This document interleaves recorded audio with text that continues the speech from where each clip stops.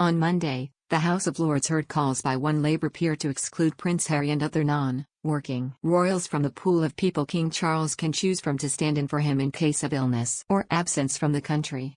Prince Harry and Prince Andrew are facing being removed from the list of royals eligible to stand in for King Charles III as councillors of state following an amendment put forward by Labour peer Lord Berkeley. Anthony Gittebach, 18th Baron Berkeley, commonly known as Tony Berkeley, agreed with the core of the bill, which would see two more members of the firm, Princess Anne and Prince Edward, added to the pool of royals the monarch can choose from when he needs two people to deputize for him in case of absence from the country or illness. However, during the second reading of the Councillors of State Bill, he also proposed the Dukes of York and Sussex and any other person who in the opinion of the Lord Chancellor has not in the immediately preceding 2 years taken royal duties on a regular basis should be excluded from the roll. He said, "It is very necessary to ensure that the machinery of government continues when the monarch is abroad or indisposed." Questioning the position of non-working royals possibly taking on the post of councillors, he added, "In terms of this bill, it quite rightly adds 2 more members. So presumably it can also exclude 2 members, who I would suggest are no longer working members." Lord Berkeley had already expressed his doubts over Harry and Andrew retaining the title of Councillors of State despite no longer being senior members of the firm who carry out public duties. During a previous debate of the bill in the House of Lords last week, the peer said, "What is the position of Prince Andrew and Prince Harry, who no longer have the role to do royal duties? Can they be removed or have they been removed or will they be standing in for His Majesty even though they don't do royal duties?"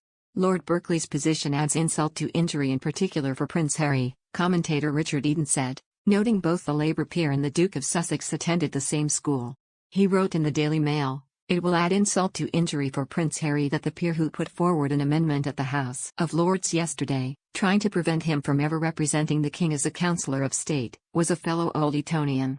During the debate on Monday, another peer, Lord Panic, described as curious the decision not to exclude Andrew and Harry from the list of possible councillors. Using a football metaphor, he said, "It is a curious feature of this bill to retain 2 people on the team sheet who are not going to play any part in the match, but of course I understand why that is."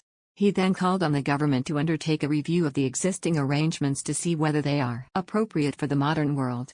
The bill was described on Monday by Lord True, the Lord Privy Seal, a practical solution necessary for the machinery of government. He added the royal household had confirmed that in practice only working royals would be called upon to act as councillors, de facto excluding Prince Harry, Prince Andrew and Princess Beatrice.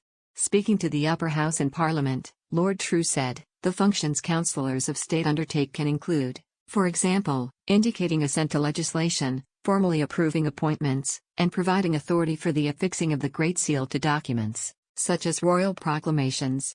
The role can also include convening Privy Council meetings where necessary." The bill represents a practical solution and safeguard to ensure that the machinery of government can continue. The royal household has confirmed that, in practice, working members, I repeat that, of the royal family will be called upon to act as councillors of state, and that diaries will be arranged to make this practicable. The Earl of Wessex and the Princess Royal, he added, would undertake these roles of councillors for their lifetime, no matter which changes in the line of succession to the throne may take place. He added, by doing so, the bill will provide greater resilience in our constitutional arrangements by widening the pool of councillors of state.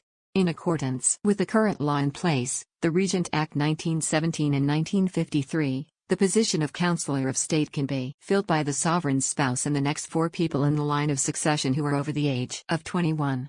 Whenever needed by the monarch, 2 or more councillors can be drafted by letters patent to perform certain constitutional duties. The late Queen Elizabeth II did so in May, when she was unable to attend the state opening of Parliament. Currently, the councillors of state are Queen Camilla, Prince William, Prince Andrew, Prince Harry, and Princess Beatrice.